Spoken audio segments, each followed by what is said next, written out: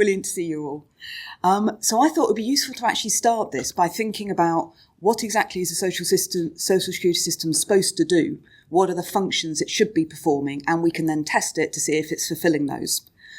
And for the UK social security system, there are basically three core functions which it should be fulfilling, which it was created by Beveridge and the social reformers to do.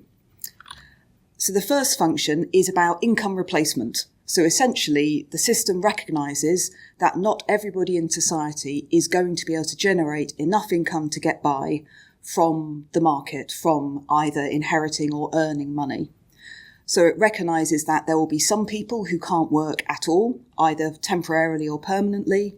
There'll be other people who can work but are between jobs.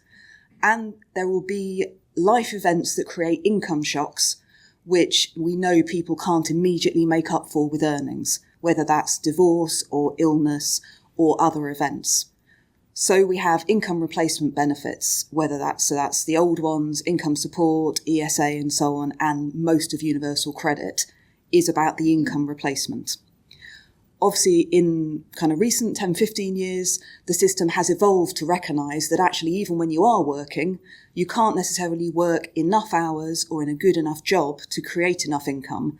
So it's kind of tagged on an extra bit of in-work benefits, but that is still really, it is income replacement. It is recognising that your earnings are not enough on their own to get you to a decent position. So that's the first thing. Second thing the system is invented to do is to tackle additional costs. So what it recognises is that consumer markets don't create affordable costs for everybody. So many people will face costs they can't meet just from their earnings. So two workers may be earning the same amount. If one of them is supporting a partner and children and the other one isn't, it's not reasonable for the employer to pay differently. But as a society, we recognise the person supporting more people is going to have additional costs. So we put in additional cost benefits like child benefit or the child element of universal credit. We also recognise that being disabled brings additional costs and doesn't bring the income to cover them.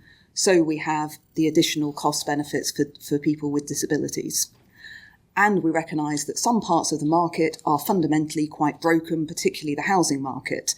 And for many people on low incomes, the housing market doesn't deliver affordable costs, so we've invented housing benefit in its various different forms. So that's the second thing. The third thing the system is there to do is essentially recognise that as a species, we are terrible at planning for the future.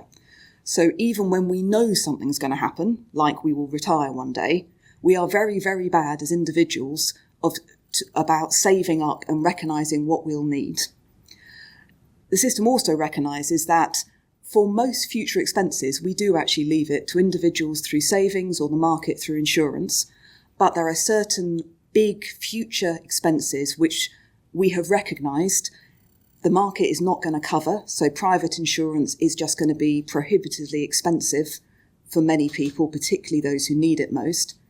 And as a government, essentially, the government has recognised that it is not feasible to simply abandon large groups of people to severe hardship when they either retire or have a baby. Those are the two big life events.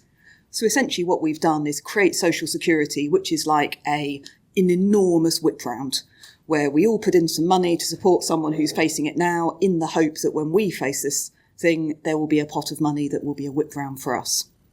So those are the three things that the system is invented to do.